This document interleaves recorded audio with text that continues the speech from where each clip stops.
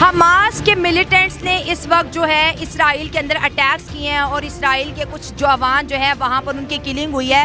India के prime minister Narendra Modi ने जो है उनकी सपोर्ट की और कहा कि हम इसराइल के साथ हैं, इस नाजुक हालात में हम इसराइल के साथ हैं।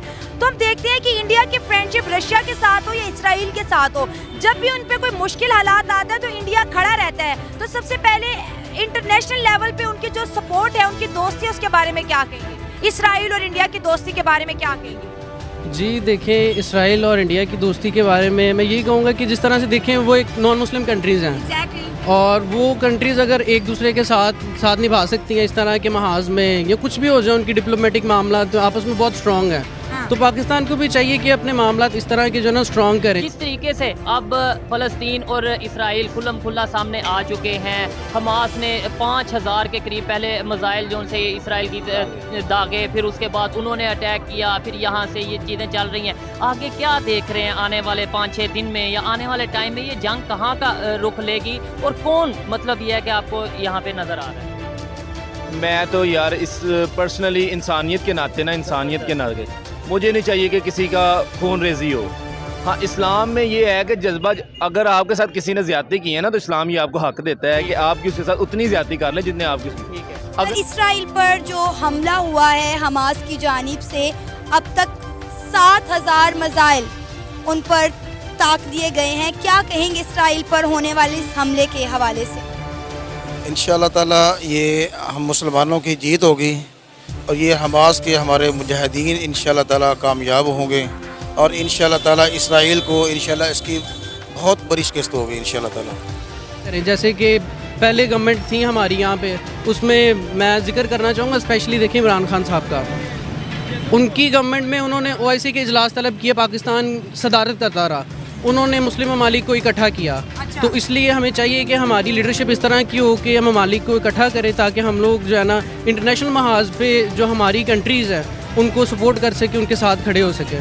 देखिए, उन्होंने ज्यादतियाँ की हैं, लेकिन ना मैंने कल एक वीडियो देखी है, उसके अंदर ना उन्होंने अल्लाह अकबर के नारे लगा रहे हैं, लेकिन एक लेडी वो उनकी फ़ौजी है, उसके कपड़े उतारे हुए हैं, उसको अपनी गाड़ी में रखा हुआ है। तो अल्लाह को देखें, ये अखलाकी तौर पे ना इस्लाम हमें देता है इजाज़त। ठीक है, नबी पाक सल्लल्लाहु अलैहि वसल्लम ने कहा था कि औरतों और बच्चों को अलग कर दो।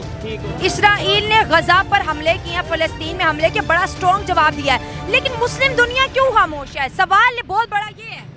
मुस्लिम दुनिया को चाहिए ना कि वो एक दूसरे के साथ खड़े हों। खाली पाकिस्तान तो कुछ नहीं कर सकता, पाकिस्तान के बोलने से या पाकिस्तान के कुछ करने से कुछ भी नहीं हो सकता।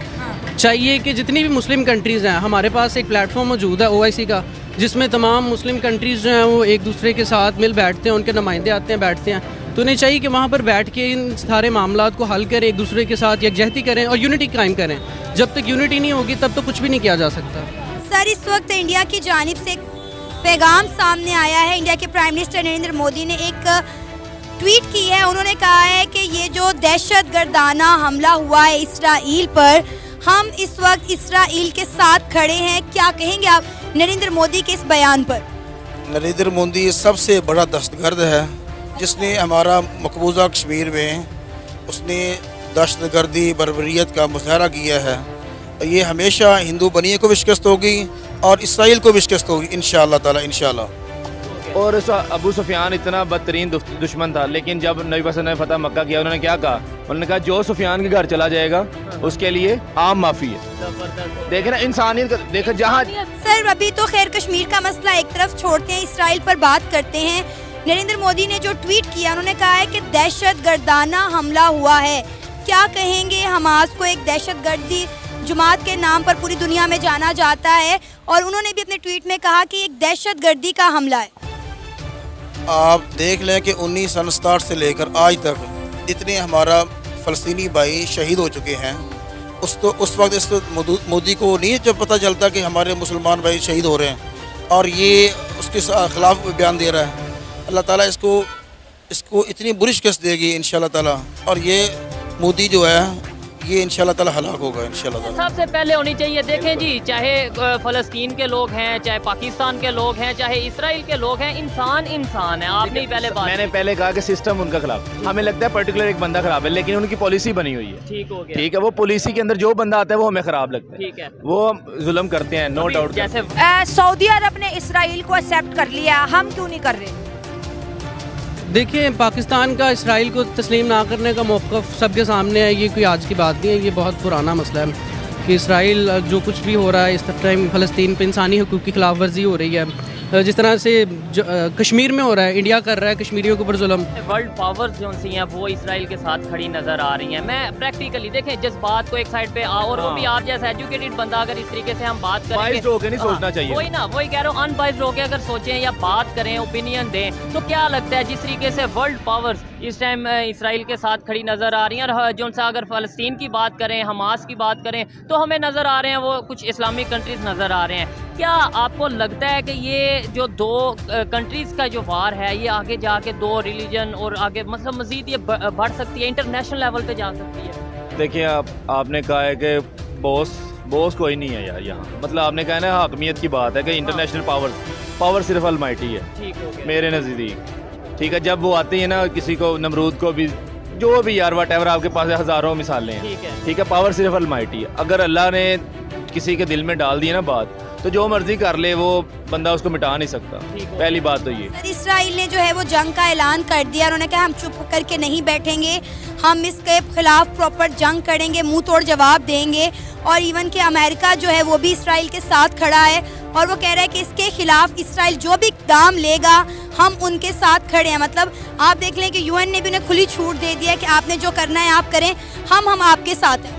अमेरिका सबसे बड़ा दहशतगर्द है और हमारे मुसलमान भाइयों को हमेशा उसने बहुत बुरी तरह उसने मारा है। लेकिन इंशाअल्लाह ताला इंशाअल्लाह मुसलमानों फ़लस्तीन को इंशाअल्लाह ताला ये फ़तह होगी इंशाअल्लाह ताला। दूसरी बात है कि हम थोड़ा सा इसको अलग रख के भी देख लेंगे, इस्लाम से थोड़ा बाहर आके देखिए प्रैक्टिकली दुनिया देखे, हमारी मजबूरी है। अब हम तो ना इकोनॉमिकली स्ट्रॉन्ग है, ना जियोग्राफिकली स्ट्रॉन्ग है, ना हम साये की तरफ से स्ट्रॉन्ग है, ना हमको इतना ऐसा कोई अच्छे किरदार करते हैं कि जो हमें लोग आके आउट ऑफ द वे आके हमें सपोर्ट करें। देखें, ये चीज़ है ना, ये ग्राउंड रियलिटीज़ है। लेकिन आज अब बात करें इंडिया और उसकी दोस्ती इसराइल के साथ, देखिए वो चीज़ें गुजरी नहीं है। देखिए, आज भी कश्मीरी जो हैं वो लोग भी जुल्म सह रहे हैं, उनके ऊपर अभी भी जो है बहुत ज़्यादा जुल्म कर रहा है इंडिया। क्या जुल्म है उनके ऊपर? उनके पास इंटरनेट है, हर चीज़ अगर जुल्म होता तो हमारे पास भी वीडियोस आती ना। आर्टिकल के बाद तो हमने नहीं देखा कुछ ऐसा। देखिए ना, ये सब चीज़ें नहीं दिखाई जाती ना, वहाँ पे पाबंदियाँ, वहाँ पे जो है इंडियंस को लाया जा रहा है, दूसरे शहरों से वहाँ के ट्रांसफ़र कर रहे हैं लोग वहाँ पे। ज़ाहिर है कारोबार वहाँ पर करेंगे, होटल्स वहाँ पर लगाएंगे, इंटरनेशनल एयरपोर्ट्स हैं, रेलवे स्टेशन खुल रहे हैं।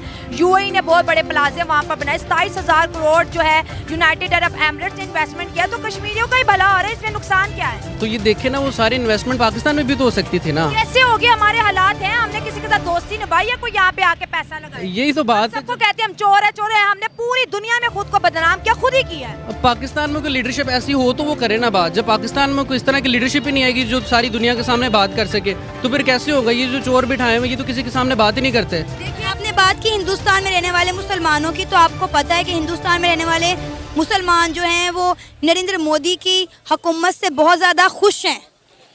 नरेंद्र मोदी बहुत बड़ा दहशतगर्द है, बहुत बड़ा दहशतगर्द है। इंशाअल्लाह ताला कैसे? उसने हमारे जो पाकिस्तान में बम ब्लास्ट किए हैं, और कश्मीर में किए हैं। पाकिस्तान की हुकूमत तो कहते हैं कि अफगानिस्तान करवा रहा है ये सब। इस पे पीछे जो राग है, जो एजेंट हैं, वो इसके साथ पीछे हैं। बलूचिस्तान में जितना भी कार्रवाई, पाकिस्तान में कार्रवाई होती है, ये इंडिया कराता है। आपकी बात में कोई शुबा नहीं है कि हो सकता है, ये माइट भी पॉसिबल है कि आगे जाके दो, एक तो मुस्लिम हो जाए, एक नॉन मुस्लिम हो जाए। और ये आपको पता ही है, ये क़यामत की भी निशानियों में से एक निशानी है कि इस्लाम ने फातिह आना है। अब देखें उसका आगाज़ कहाँ से होता है। लेकिन मेरे नज़दीक ये है कि अगर अब जंग होगी ना, जैसे 2 वर्ल्ड वार हुई हैं, बंद हो गई, मेरे नज़दीक कश्मीरी तो तारीख बन गई ना। 2019 के बाद आर्टिकल हटा, कर्फ्यू लगा, उसके बाद जो है डेवलपमेंट शुरू होगी। आज लाल चौक जहाँ पर पाकिस्तान का झंडा था, आज वहाँ पर इंडिया का झंडा, आज वहाँ पर टूरिस्ट आ रहे हैं। लाल चौक रात के 12 बजे तक बाजारों में सजा हुआ है। वो तो हिस्ट्री बन गई, वो तो हो गया, वो तो गुजर गया चुका। लेकिन ठीक है, अब जो जंग होगी ना, वो जंग बंद नहीं होगी। ठीक है, अब देखें, अब पहली बात है हमारे पास न्यूक्लियर है। न्यूक्लियर एक दफ़ा चलना है ना भाई, हमारा एक हाइड्रोजन बम है, उसको चलाने के लिए भी एटम बम चाहिए। ठीक, अगर वो चलेगा ना भाई, तो साथ वाली कंट्री का क्या कसूर है? ऐसे ही है, इनो मिनो मनो भी गिनो, वो हिसाब होगा। जिस पे चलाया जाएगा क्या वो चुप रहेंगे? वो भी चलाएंगे, और फिर जिन पे चलाएंगे उसके साथ वाली का क्या ऐसा कसूर? मतलब ये एक पूरा चेन रिएक्शन चल जाएगा ना, ऐसे ही ये है। चेन रिएक्शन जिसको मतलब कंट्रोल नहीं कर सकते है ना, अनकंट्रोलेबल हो जाएगा। ठीक हो गया, और बात हमारे बस से आगे निकल जाएगी। निकल जाएगी, और फिर हम बात करें इंडिया के प्राइम मिनिस्टर नरेंद्र मोदी साहब की, तो इस वक्त दुनिया की 5वीं बड़ी इकॉनमी वो अपने मुल्क को बना चुके हैं, हर लिहाज से आगे जा रहे हैं। साइंस टेक्नोलॉजी आप जो है उनके हवाले से उन्हें बद्दुआएं दे रहे हैं और कह रहे हैं कि नरेंद्र मोदी को शिकस्त होगी। इस वक्त तो आप देखें कि हमारा मुल्क जो है वो बहुत मुश्किलात का सामना कर रहा है। इस वक्त हम किसी सूरत हाल में नहीं है कि हम दूसरे मुल्कों को बद्दुआएं दें या उनके खिलाफ कोई स्टेटमेंट दें। बस हमारे अपने जो अमाल हैं वो हमारे सामने हैं। हम हमेशा जो है वो इतनी बुरे तरीके से मुल्क को चलाते हैं और इसमें जो है करप्शन जो लिहाज है वो बहुत बुरा है। तो इंशाल्लाह ताला हम जो हमास के साथ हम हैं, फ़लस्तीन के साथ हैं, इंशाल्लाह ताला फ़लस्तीन को इंशाल्लाह ताला बहुत बुरी इंशाल्लाह ताला ये उसमें इंशाल्लाह ताला होगी। वो है कि ये दुनिया तबाही की तरफ जाएगी, नहीं चाहते ऐसा हो। दुनिया में इंसानियत की बेहतरी हो और लोग जो है वो इकॉनमी वाइज आपस में जो है वो रिलेशन पे। अगर हम बात करें, जब प्राइम मिनिस्टर नरेंद्र मोदी का दूसरा टेन्योर है, उसने कहा made in India, made in India, made in India में प्रमोट किया। हमारे वजीर आजम हम चोर हैं, हम चोर हैं, हम चोर हैं, तो हमने एज अ चोर अपनी पब्लिसिटी की, उन्होंने एज अ ब्रांड पब्लिसिटी की। तो फर्क तो पब्लिसिटी में है ना, हमारा स्टैंडर्ड उनके स्टैंडर्ड में फर्क यही है। देखिए पाकिस्तान का फिलहाल देखिए जो ग्राउंड रियलिटी है, पाकिस्तान का इंडिया के साथ बिल्कुल भी मुकाबला नहीं है किसी भी तौर पे।